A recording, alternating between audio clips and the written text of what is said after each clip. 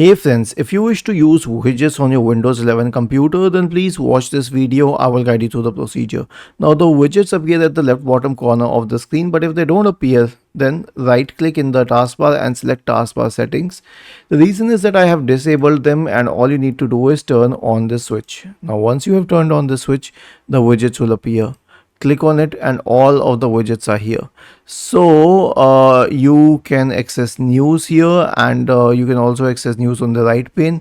You can check the temperature and I mean the current temperature of your location, though it needs the correct location detector, and also weather forecast. So if you click on any of these widgets, I mean for example this weather is the weather widget, so if you click on it, it redirects you to Microsoft Edge and gives you the complete detail here, and it also gives you the complete weather forecast and all.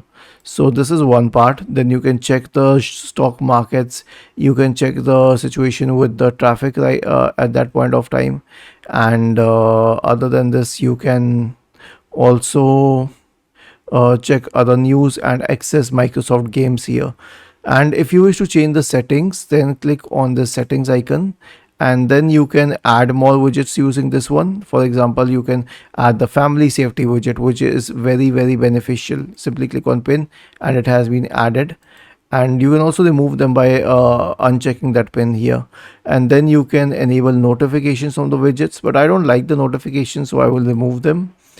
And you can show or hide the feeds, and then you can also give feedback on these widgets.